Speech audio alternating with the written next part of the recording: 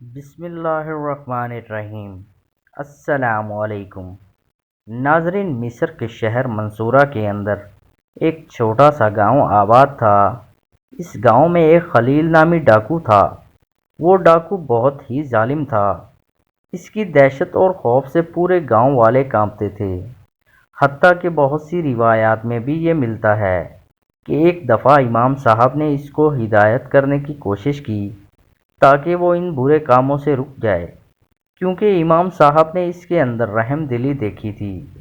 کیونکہ خلیل نامی ڈاکو میں ایک بڑی صفت تھی کہ وہ اپنے گاؤں کے کسی بھی آدمی سے کچھ بھی نہیں لوٹتا تھا، اور حتیٰ کہ وہ گاؤں میں موجود غریب لوگوں کی مدد بھی کیا کرتا تھا۔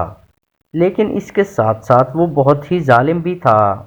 لیکن اس خلیل نامی ڈاکو نے امام صاحب کو پورے گاؤں کے سامنے رسوا کر ڈالا تھا، اور اب اس کے ڈر کی وجہ سے کبھی خلیل کو کوئی کچھ نہ کہتا۔ سارے گاؤں والے اس سے تھر تھر کانپتے تھے۔ اسی گاؤں میں انجم نامی لوہار رہتا تھا۔ اس کی ایک خوبصورت اور حسین و جمیل بیٹی تھی۔ اس کی بیوی اس کی بیٹی کی پیدائش کے وقت وفات پا گئی تھی، اور ساری زندگی انجم نے محنت مزدوری کر کے اپنی بیٹی کو ماں اور باپ دونوں بن کر پالا تھا۔ لیکن اب وہ انجم بوجھ نہیں اٹھا سکتا تھا، اور ان گاؤں والوں کا پانی کا ذریعہ ایک ندی تھی جسے وہ تمام گاؤں والے پانی پینے کے لیے بھی استعمال کرتے، اور کھانے پینے کے لیے وہی ندی کا پانی استعمال کرتے۔ اب اس کی بیٹی نے کہا، بابا جان، ساری زندگی میں گھر سے باہر نہیں نکلی، حتیٰ کہ میں نے بغیر نقاب کے گھر کے باہر قدم نہیں رکھا۔ لیکن اب آپ بوڑھے ہو چکے ہیں، آپ سے بوجھ نہیں اٹھایا جاتا، اور ندی گاؤں سے باہر ہے اور بہت سا فاصلہ ہے۔ لہٰذا آج کے بعد میں ندی پر اپنی سہیلیوں کے ساتھ جاؤں گی اور گھر کی ضرورت کا پانی بھر کر لاؤں گی۔ انجم کی اب جسم میں طاقت نہیں تھی۔ اس نے مجبوری میں اپنی بیٹی کو کہا، ٹھیک ہے بیٹی، اب تم ندی میں جانا اور پانی بھر کر لے آنا۔ ایک دن خلیل ڈاکو اپنے ساتھیوں کے ساتھ اس ندی پر اپنے گھوڑے کو پانی پلا رہا تھا کہ اچانک اس کی نظر انجم لوہار کی بیٹی پر پڑ گئی۔ خلیل نے اپنی زندگی میں کبھی اتنی حسین و جمیل لڑکی نہیں دیکھی تھی۔ وہ اس کو دیکھ کر پاگل ہو چکا تھا۔ خلیل نے اپنے ساتھی کو اپنے پاس بلایا اور کہا، یہ لڑکی کون ہے اور کہاں رہتی ہے؟ تو اس نے کہا، حضور، یہ آپ ہی کے گاؤں میں رہتی ہے، اور یہ فلاں انجم لوہار کی بیٹی ہے۔ ساری زندگی اس نے اپنے گھر سے قدم باہر نہیں رکھا، لیکن اب اس کا باپ بوڑھا ہو چکا ہے۔ اب اس لیے یہ خود اپنی سہیلیوں کے ساتھ ندی سے پانی بھرنے کے لیے آتی ہے۔ یہ سن کر خلیل نے اپنے ساتھی کو کہا کہ جا کر اس لڑکی کو میرے پاس بلا کر لاؤ۔ خلیل ڈاکو کا ایک ساتھی اس لڑکی کے پاس گیا اور کہا، تمہیں ہمارا سردار بلا رہا ہے۔ یہ سن کر انجم لوہار کی بیٹی نے کہا، میں تمہارے سردار کے پاس کیوں آؤں، اور وہ مجھ سے کیا کہنا چاہتا ہے؟ تو خلیل ڈاکو کے ساتھی نے کہا، ہمارا سردار حکم دیتا ہے، وہ کسی کے پاس خود چل کر نہیں آتا، لہٰذا تمہیں سردار کے پاس چلنا ہوگا۔ جب یہ بات اس آدمی نے کہی تو اتنے میں لوہار کی بیٹی کی سہیلیوں نے یہ کہا، یہ ہمارے گاؤں کا بہت بڑا ڈاکو ہے، سارے گاؤں والوں اس کے خوف سے کانپتے ہیں۔ اگر یہ تمہیں بلا رہا ہے تو تم اس کے پاس چلی جاؤ، ورنہ یہ غصے میں آ کر تمہیں نقصان پہنچا سکتا ہے۔ لوہار کی بیٹی خلیل ڈاکو کے پاس آئی اور کہا، تم مجھ سے کیا چاہتے ہو؟ تو اس نے کہا، میں نے تم جیسی خوبصورت حسین و جمیل لڑکی اپنی زندگی میں نہیں دیکھی، لہٰذا میں تمہیں پانا چاہتا ہوں۔ لیکن اگر میں چاہتا تو تیری عزت کو اسی جگہ پر بھی تار تار کر سکتا، لیکن تم بہت خوبصورت ہو، اور اس وجہ سے میں تمہیں اجازت دیتا ہوں کہ تم سیدھا اپنے گھر جاؤ اور اپنے باپ کو جا کر کہنا کہ آج رات اپنے گدھے پر سوار ہو کر دوسرے گاؤں چلا جائے اور تمہیں گھر میں اکیلا چھوڑ دے، اور اگر تیرے باپ نے میری بات نہ مانی تو تیرے باپ سمیت تمہارے گھر والوں کو آگ لگا دوں گا۔ یہ سن کر اس لڑکی نے خلیل ڈاکو کے منہ پر تھپڑ مارا اور کہا، اگر تم نے مجھے چھونے کی جرت بھی کی اور تم نے ہمارے گھر قریب آنے کی جرت بھی کی تو میں تمہارا منہ نوچ لوں گی۔ اور اس کے بعد وہ لڑکی وہاں سے چلی گئی۔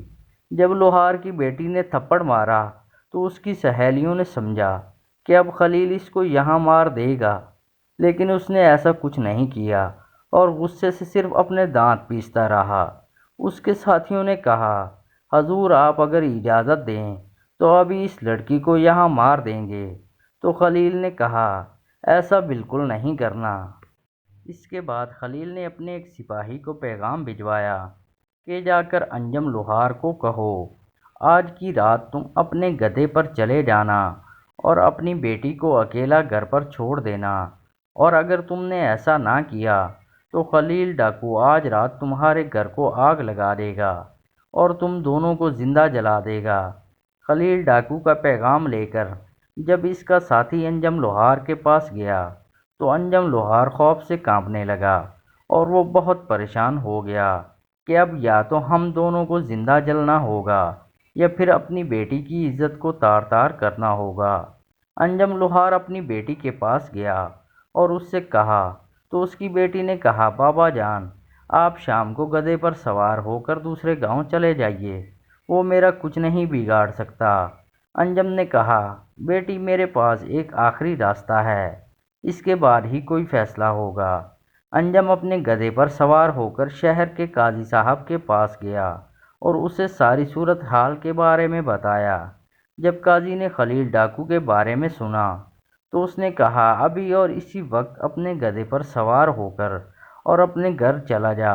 اگر خلیل کو صرف یہ پتہ چل گیا کہ تم میرے پاس مدد مانگنے کے لیے آئے تو وہ میری بیٹی کو اٹھا کر لے جائے گا اور میں کچھ نہیں کر پاؤں گا۔ مجھے میری بیٹی بہت عزیز ہے اور مجھے میرا یہ اوضاع بھی بہت عزیز ہے۔ انجم لوہار مایوس ہو کر اپنے گھر لوٹ آیا اور اپنی بیٹی کو بتایا تو اس کی بیٹی نے کہا، بابا جان میرے پاس ایک آخری راستہ ہے، اگر ہم اس میں کامیاب ہو گئے تو میری عزت بھی بچ جائے گی اور اس خلیل نامی ڈاکو کو زندگی بھی بدل جائے گی اور وہ سیدھے رستے پر آ جائے گا۔ یہ سن کر انجم لوہار نے کہا، بیٹی تم کیا کہنا چاہتی ہو؟ تو انجم لوہار کی بیٹی نے کہا، بابا جان بے شک خلیل بہت ظالم ہے اور بہت بڑا ڈاکو ہے، لیکن اس کے اندر میں نے رحم دلی بھی دیکھی، اس کے اندر میں نے ایک چھپا ہوا اچھا انسان بھی دیکھا ہے۔ تو انجم لوہار نے کہا، بیٹی تمہارے کہنے کا مقصد کیا ہے؟ تو لوہار کی بیٹی نے کہا، بابا جب خلیل ڈاکو نے ندی کے پاس مجھے کہا تھا کہ آج رات کے میں تمہارے ساتھ گزارنا چاہتا ہوں تو میں نے اس کے چہرے پر تھپڑ جڑ دیا تھا، اور جب میں نے اس کے چہرے پر تھپڑ مارا تو اگر وہ چاہتا تو وہیں میری عزت تار تار کر سکتا تھا، لیکن اس نے یہ کرنا بہتر نہیں سمجھا اور اس کے اندر چھپے اچھے انسان نے کہا کہ یہ کرنا صحیح نہیں ہے، اور اتنا بڑا ڈاکو جس کے نام سے بڑے بڑے شہر کے قاضی تھر تھر کانپتے ہیں، اس ڈاکو کو میں نے تھپڑ مارا لیکن اس نے مجھ پر ہاتھ بھی نہیں اٹھایا۔ مجھے اس کی یہ ادا بہت پسند آ گئی۔ بابا جان میں چاہتی ہوں کہ میں خلیل ڈاکو کو سیدھے رستے پر لا کر اپنے مذہب کے مطابق اس کے ساتھ نکاح کروں، کیونکہ مجھے اس سے محبت ہو گئی ہے، لیکن اس کے لیے ہمارے پاس صرف ایک ہی راستہ ہے۔ انجم لوہار نے کہا، بیٹی بتاؤ کون سا راستہ ہے؟ تو اس کی بیٹی نے کہا، بابا جان آپ ہمارے پڑوسی سے گھوڑا مانگ کر لائیے، اگر ہماری ملاقات سلطان سے ہو گئی تو میرا مقصد پورا ہو جائے گا۔ انجم لوہار نے کہا، بیٹی ہمیں سلطان کے دربار تک کون پہنچنے دے گا؟ تو اس کی بیٹی نے کہا، یہ میرا کام ہے، آپ گھوڑا مانگ کر لائیے۔ انجم لوہار اسی وقت دوڑتا ہوا گیا اور اپنے پڑوسی سے گھوڑا مانگ کر لایا۔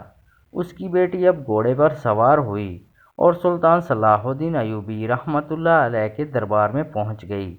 سلطان نماز پڑھ کر محل میں داخل ہوئے تو اتنے میں دیکھتے ہیں کہ خوبصورت اور حسین و جمیل لڑکی سامنے کھڑی ہے اور سپاہیوں کو کہہ رہی ہے کہ مجھے سلطان کے سامنے حاضر کیا جائے۔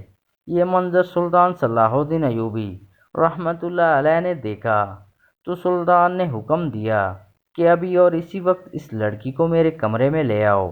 جب اس لڑکی کو سلطان صلاح الدین ایوبی رحمۃ اللہ علیہ کے کمرے میں لایا گیا تو پھر اس لڑکی نے سلطان کو کہا، حضور میری ایک درخواست ہے کہ آپ اپنے قریبی سپاہیوں کو باہر بھیج دیں۔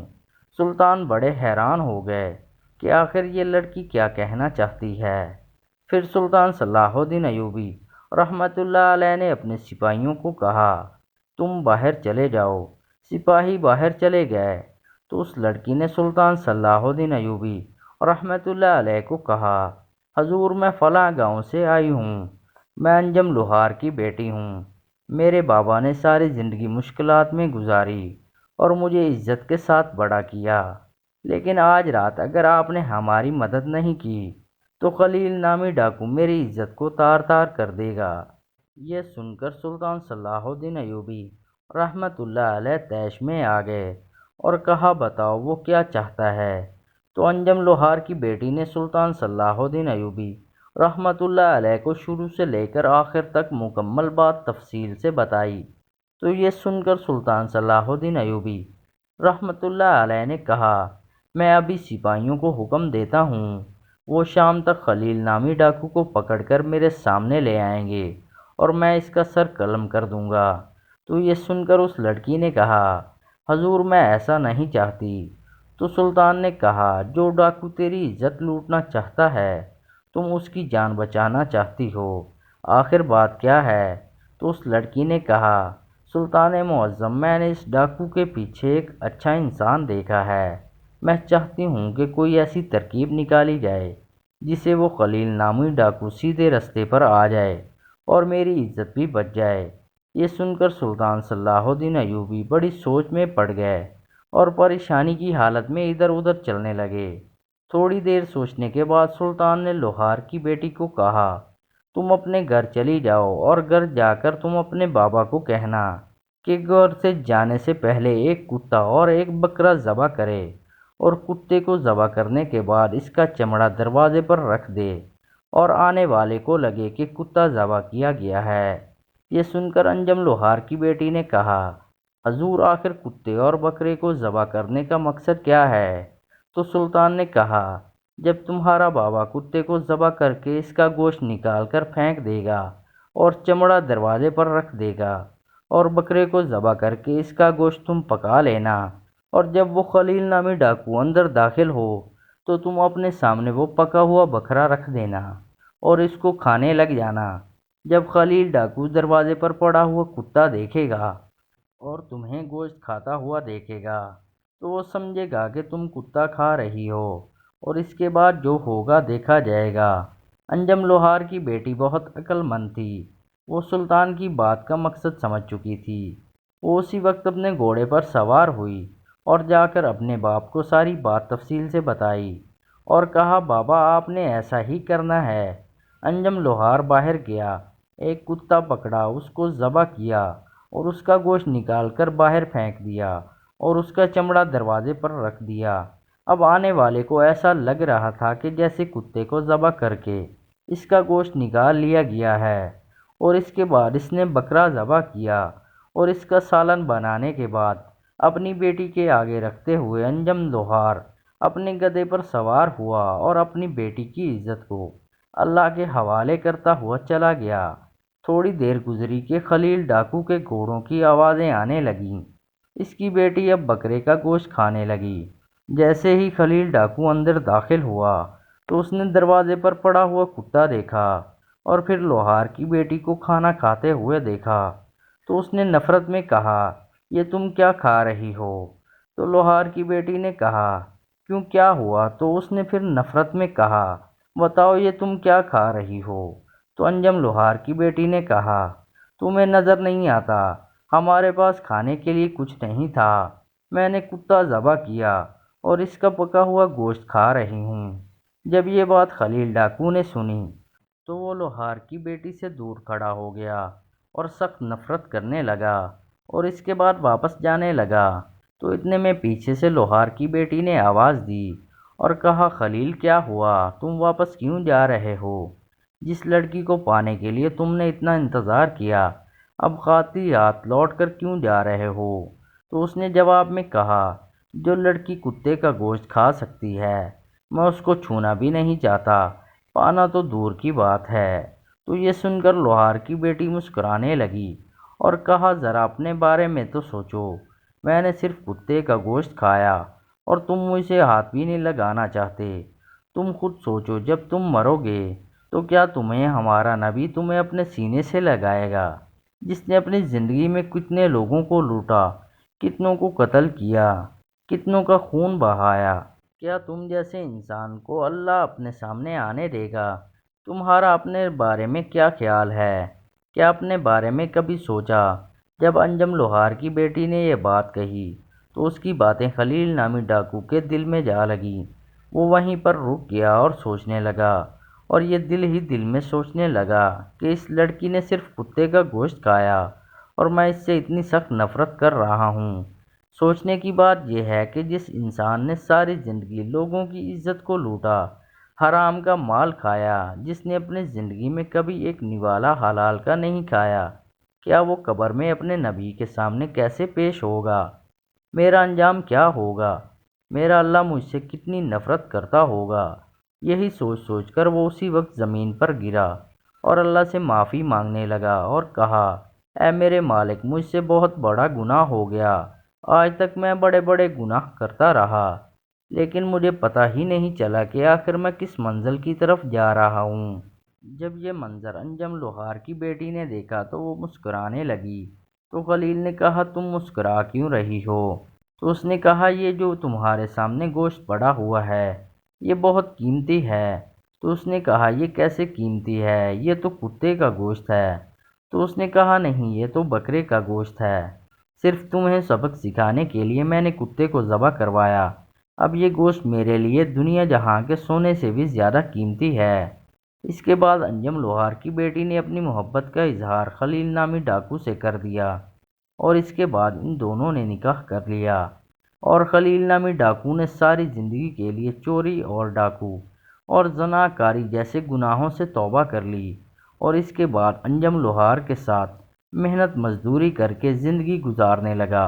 اور وہی خلیل ڈاکو جس کے نام سے شہر کے بڑے بڑے سردار اور قاضی تھر تھر کانپتے تھے، گاؤں کی لڑکیاں نام سنتے ہی اپنے خیموں میں چھپ جایا کرتی تھی، جس کا نام سن کر بچے رونا بند کر دیتے تھے، وہی ڈاکو سلطان صلاح الدین ایوبی رحمۃ اللہ علیہ کی عقل مندی اور انجم لوہار کی پاکیزہ لڑکی کی بہادری کی وجہ سے وہ اتنا بڑا نیک اور رحم دل انسان بن گیا، اور اتنا عاجز بن گیا کہ خود اتنا دولت مند ہونے کے بعد بھی اپنے باپ کے ساتھ نہیں بلکہ اپنی بیوی کے باپ کے ساتھ لوہار کا کام کرتا تھا۔ اور اس کے بعد اس گاؤں میں خلیل کی وجہ سے اس گاؤں میں کبھی بھی کسی کو کوئی تنگی نہیں آئی، اور وہ گاؤں بہت ترقی کرنے لگا۔